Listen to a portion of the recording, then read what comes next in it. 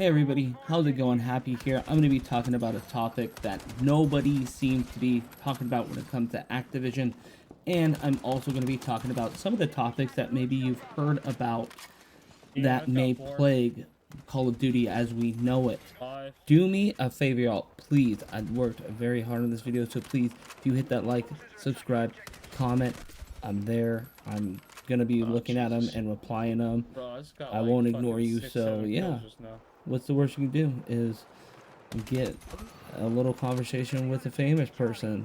Maybe I'm not famous yet, but I will be, and you'll be like, hey, remember that time I talked to that guy? Okay, No let's get into the way. video.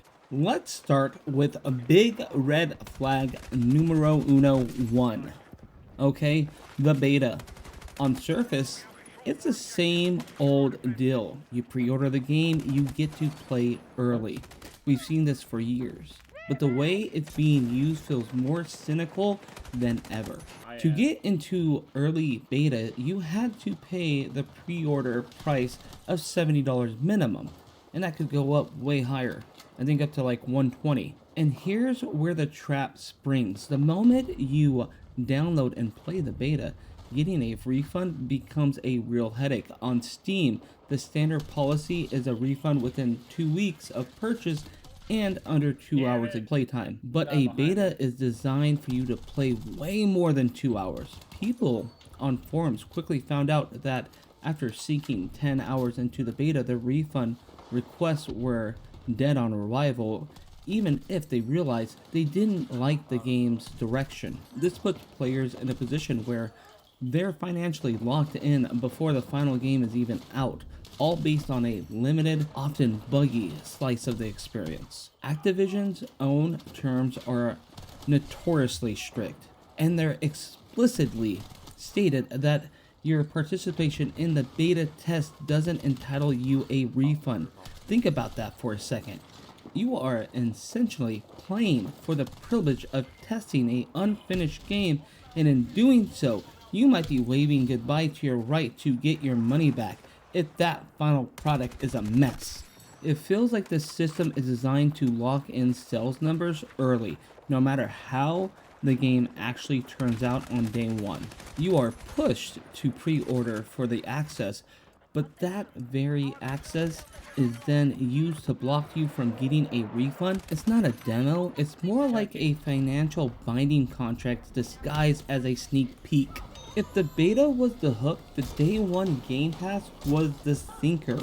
Look, on paper, Black Ops 7 on the Game Pass day one sounds fantastic, a huge win for gamers, and for some it is. But for the millions of players who are the backbone of the Call of Duty community, the ones who buy the game every single year, it felt like a slap in the face. Imagine, you're one of those players. You pre-ordered the $100 Volt Edition to get all the bonuses and the beta access we just talked about.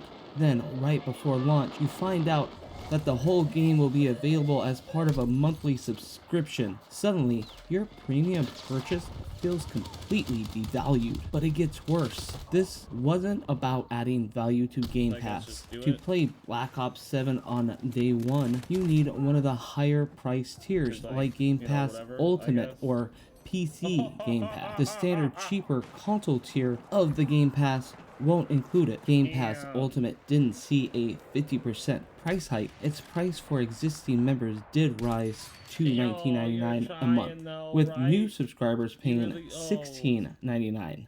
This move seemed designed to push players toward a more expensive reoccurring subscription. This shows a clear strategic shift. Activision and Microsoft are using Call of Duty as a lever to inflate the Game Pass numbers. Reports suggest that pre-orders numbers of Black Ops 7 were lower than usual, and this whole strategy has seen by some as a panic button to funnel players into a reoccurring revenue stream. So the loyal customer who pays full price is now being used as leverage in a larger corporation plan to prop up subscription services. The message seems to be your one-time purchase just isn't as important as your monthly subscription. When you zoom out, you see There he is. that these moves aren't just isolated incidents. They're part of a pattern where players trust scenes to be an afterthought. The best example of this 100%. whole saga with Bro, what skill-based is up with that matchmaking, or fucking SBMM. crash? For years, the community has been loud and clear Hold on, let me save you. Let about me its save you. Let me save you. dislike for its strict Holy SBMM that goddamn. makes every casual match feel like a sweat-filled tournament. So heading back into Black Ops 7, the developers at Treyarch seem to deliver exactly what fans wanted. They announced that open matchmaking with minimal skill consideration will be the default. They even tested in the beta, and the community loved the more relaxed feel. It felt like they were finally listening. But then, just before launch, the story got a little more complicated. Treyarch clarified that multiplayer would have two categories: open playlists with minimal SBMM, and standard playlists where skill is still an important consideration. They can't just slowly add more standard playlists over time, walking back their promises until they're right back where they started. This isn't a hidden conspiracy. It's a very transparently built escape hatch. They get the positive launch buzz from the hardcore community by promising less SBMM, all while keeping the backdoor open to turn it back on later because their data shows it keeps the majority of casual players playing longer. They're playing both sides, telling the vocal minority what they want to hear, while planning to cater to the silent majority later. It's a marketing win, but it feels like a loss for transparency. This pattern of devaluing your investment goes beyond the game itself and straight into the content you buy. The carry forward system is a perfect case in study. For a little while, it was great. Pro-consumer idea. Let players bring their unlocked operator skins, weapons, and paid for cosmetic bundles from one game to the next. With Black Ops 7, however, that promise was shattered. In August of 2025, Activision announced a major reversal. Most content from the previous game, including nearly all operator skins, weapons, and paid skins, will not carry forward into Black Ops 7. A new update when Modern Warfare 4, that's MW4, comes out, all previous skins, camos, guns will all be gone. Like when we went into the Warzone 2.0, the official reason was to make sure that the new game felt authentic, so its setting, while a new quest reward and token would transfer the vast majority of stuff that players spent time and, more importantly, real money on, was left behind. Let that sink in.